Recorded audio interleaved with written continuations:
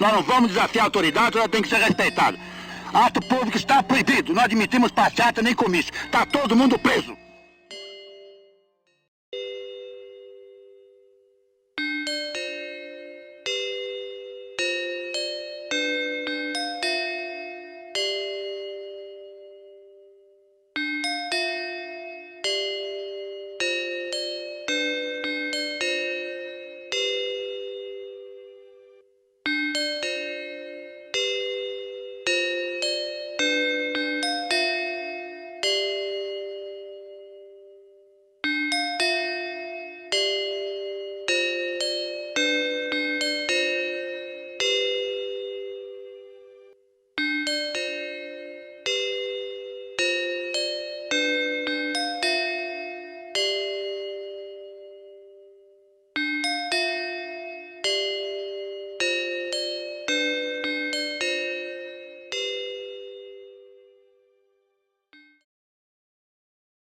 Nós temos visto surgir comissões da verdade sindicais, comissões da verdade eminentemente sociais da sociedade civil, comitês, comissões municipais, comissões de poderes legislativos, comissões dos governos estaduais, mas certamente merece um destaque especial as comissões da verdade universitárias.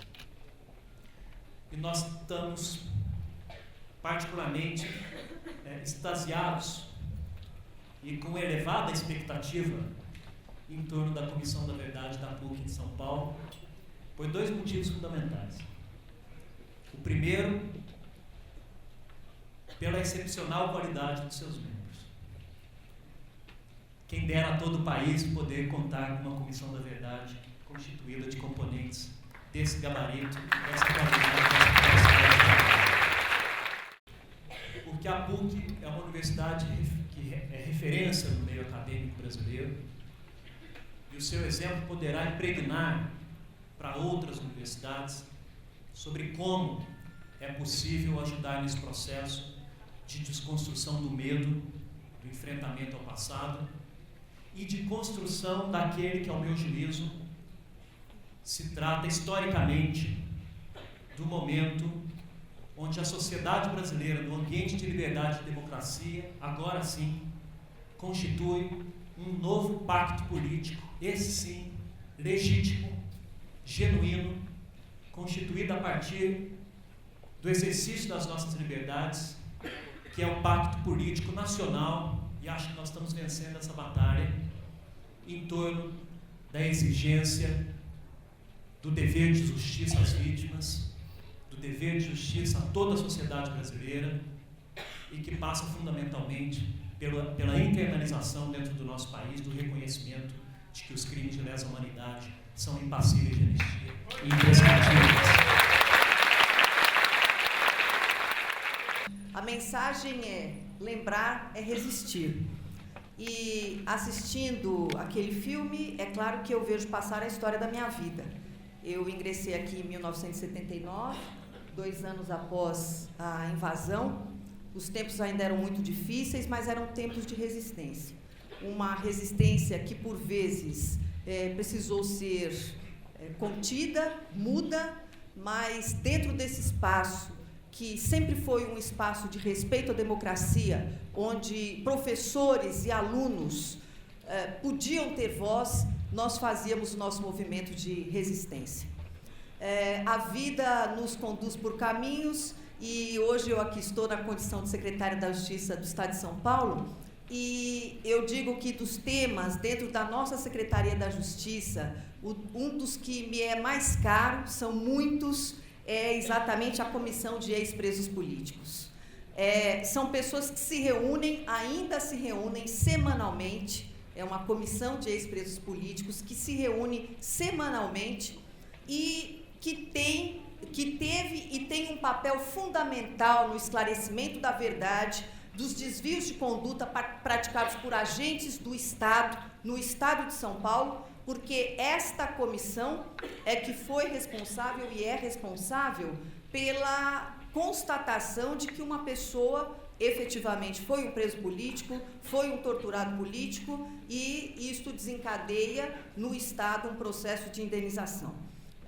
eles participam dessas apurações, mas mais que isso, estão lá semanalmente para relembrar como uma manifestação de resistência. Então, esta comissão é muitíssimo prestigiada dentro da Secretaria da Justiça e desempenhou um papel fundamental.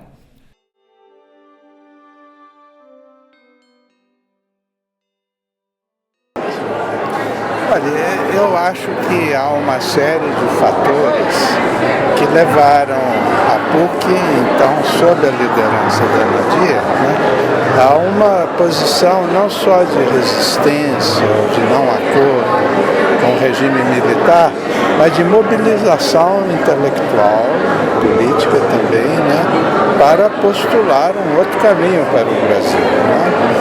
E era um período muito difícil. Foi exatamente em 1976, o regime militar endureceu a posição, na base do ato institucional 5, que é anterior.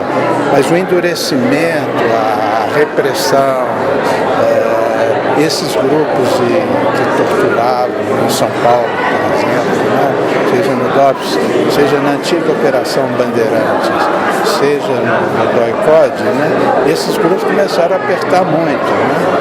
Então eu acho que, em nome dos direitos humanos, e com grande apoio de Dom Paulo Evaristo, a PUC, entre as universidades, assumiu uma posição.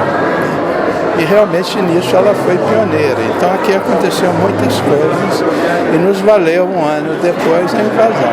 Nós sentimos as consequências do seguinte ponto de vista: nós éramos marginalizados em termos de apoio direto financeiro da pesquisa, da extensão, enquanto outras universidades recebiam ajuda, e nós não.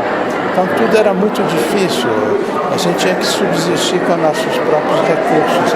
Mas nesse momento entra um outro fator. A comunidade da PUC estava bastante unida num ponto. Mas havia aqui grupos de extrema-direita também, viu? O pessoal não conhece bem, mas o CCC, Comando de Caça aos Comunistas, estava aqui. E do lado chamando assim, da esquerda, ao lado desse ponto comum de resistência, havia também uma série de diferenças nos grupos que apoiavam. Mesmo dentro do que gerou mais tarde o PT, que veio depois, você podia distinguir facções, e nem sempre de acordo. A esquerda dura na queda com esse momento. Mas a condição em que o Brasil vivia, a expectativa, você precisa ver que isso é em 77, 78, 79, a chamada ditadura vai acabar em 85, é aí que se dá a transição para o regime democrático. Então nós antecipamos também no plano do estudo, dos cursos que a gente dava, nós antecipamos várias questões fundamentais, que mexiam tanto com o projeto para o país, quanto um projeto para a própria Universidade Brasileira. Olha, essa comissão está começando, A ideia da comissão é do ano passado. Nós já tínhamos constituído um grupo pioneiro, mas depois a universidade viveu uma tensão muito grande e aí nós pensamos, é melhor deixar para o fim do semestre, próximo ano. Nessa altura, nós já nos reunimos, tínhamos algumas ideias, foi feito uma espécie de pré-projeto, encontramos apoio na Fundação São Paulo, e nós então vamos tentar agora operacionalizar o que a gente pensou. Nesse meio tempo, além da Comissão da Verdade em nível nacional, esse é um nível mais complexo, trabalho muito mais abrangente, A USP também criou, depois de nós, uma Comissão da Verdade. Então a gente vai ver no momento político da universidade, no momento político do próprio país, essa comissão é oficial, a Comissão da Verdade, Inclusive o Zé Carlos Dias vem aqui. E ele foi meu advogado quando eu fui lá para o DOPS, Ele era o meu advogado. Ele era advogado de presos políticos, Eu não era preso, era detento. Mas então é só para mostrar que é um problema complexo em nível nacional e a gente depende um pouco dos encaminhamentos. Agora, no nível da universidade, né, eu vejo como uma função de resgatar a memória, ir aos documentos, retomar, né? Esse ponto para mim é bastante claro, né? Então a gente vai chamar uma série de professores daquela época, pessoas que participaram de momentos dramáticos que nós vivemos, e momentos de organização, a fundação da ProPuc, da AFAPUC, tudo dessa época, né? O primeiro DCE livre do Brasil foi o nosso, né?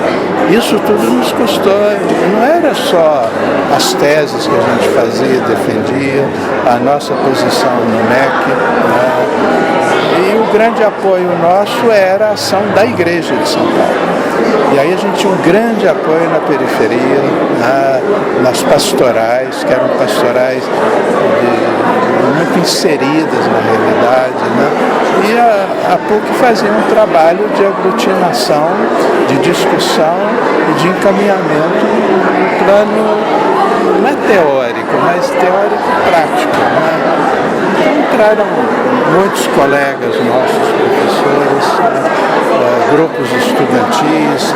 Esses estudantes, vários estão aqui já de cabelo branco. Com a Comissão Nacional, nós já temos um canal pelo Ministério da Justiça. Ainda temos que fazer contatos, etc. Agora, a nossa ideia básica supõe que as três grandes comunidades aqui, os alunos, os nossos estudantes em vários níveis de estudo, os professores e os funcionários, né, eles recebam um feedback, né? E aí vem um pouco retomar um projeto da PUC do século XXI, que vocês vão ver. Eu já vou estar no céu. Histórica, importantíssima.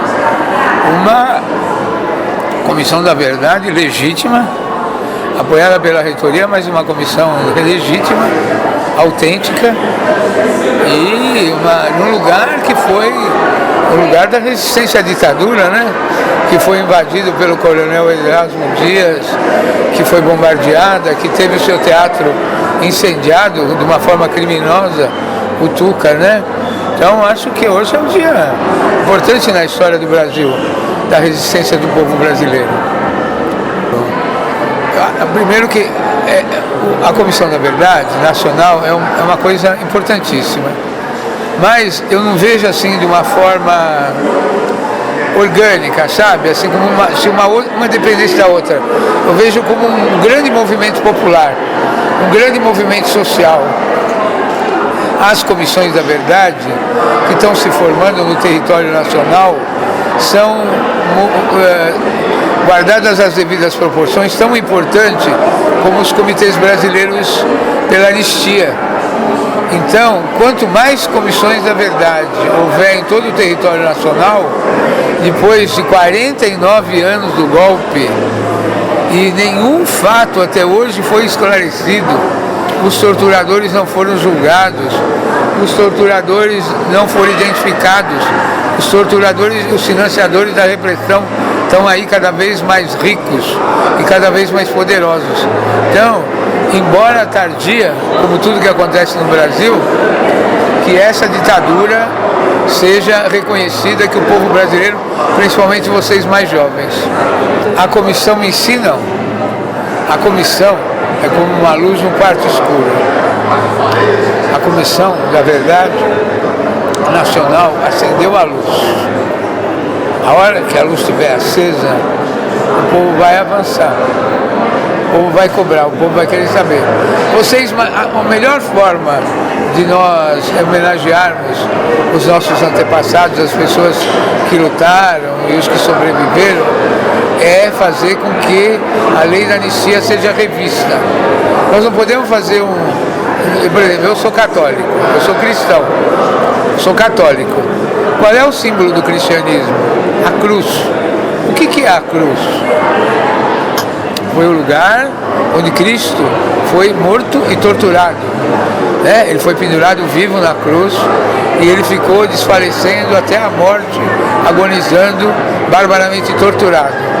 Mas milhares e milhares de cristãos eram mortos, eram crucificados ou eram jogados nas arenas com os leões, aquela coisa toda do tempo das catacumbas. Então, o símbolo da Igreja Católica é o símbolo da resistência. O símbolo da Igreja Católica é a cruz. E a cruz é a coisa que nos unifica. E há 2000 anos nós estamos fazendo a Comissão da Verdade. O Novo Testamento é uma Comissão da Verdade escrita em 4 mãos. Os crimes contra o povo de Deus, né? Não foi assim que nasceu a civilização cristã ocidental? Não foi essa a base? Então é isso que nós estamos discutindo. Aqui no Brasil, já tiveram vários holocaustos. O holocausto do povo indígena, o holocausto do povo negro, o holocausto do povo brasileiro na Guerra do Paraguai, na Guerra dos Farroupilhas, vários massacres, né? Então, a Comissão da Verdade não vai deixar barato os crimes cometidos na ditadura.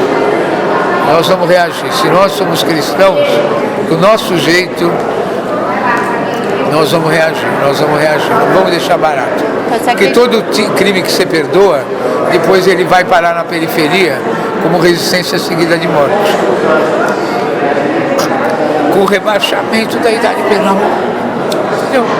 Essas são as formas modernas de apresentação de uma ditadura que não terminou. Lamentavelmente, no Brasil as coisas sempre acontecem a partir de entendimentos, acordos, mediações, diferentemente dos outros países, em que períodos ditatoriais, ao transitar para um regime democrático, ocorre de fato ruptura. E é essa ruptura que permite que não só um novo marco legal seja construído, mas também a busca da verdade, a reparação dos crimes de um determinado regime, trazer toda a possibilidade de esclarecimento sobre o que ocorreu naquele período. E, lamentavelmente, os pactos que se fazem no Brasil, na elite brasileira, e com quem está no poder nesse país, atrasam demais esses momentos de esclarecimento e de revelação plena da verdade. E estamos há 40 anos, vamos ver se dessa vez a gente de fato vira a página da história desse país, passa limpo uma página muito triste, que foi aquele longo período de escuridão da ditadura militar, e se faça justiça. Não basta apenas resgatar a memória, revelar a verdade, mas é preciso que os reconhecidamente, comprovadamente responsáveis pelos crimes de lesa humanidade sejam julgados, processados, julgados e punidos pelos seus crimes, que é o que os outros países estão fazendo. Argentina, o Chile, Uruguai, Paraguai, esses países todos já fizeram, continuam fazendo, e o Brasil ainda está falando de conciliação nacional, e não há possibilidade de conciliação entre torturadores e torturados. É preciso primeiro revelar toda essa verdade, os responsáveis por esses crimes, para que se faça justiça. E a Comissão Nacional da Verdade só produzirá resultados efetivos se não se ficar apenas na revelação dos fatos, da memória e da verdade, mas que a partir daí, nos termos da lei e da democracia, se processe, se julgue e se puna os verdadeiramente e comprovadamente responsáveis por esses crimes de lesa humanidade. Os termos da lei que criou a Comissão Nacional da Verdade, ela não prevê a realização de justiça, portanto não do julgamento, nem de punição dos responsáveis. Mas, a partir da pressão que a sociedade vem exercendo, os vários comitês e comissões que estão funcionando no país inteiro, né, passa a pressionar não só a Comissão Nacional da Verdade, mas o Congresso Nacional para rever a lei da anistia. Não é para rever, é para dar uma nova interpretação a um artigo da lei. E eu tenho um projeto de lei na Comissão de Constituição e Justiça que está tramitando no sentido de se dar uma nova interpretação à lei da anistia e aí poder realizar justiça aos que cometeram crimes de lesa humanidade.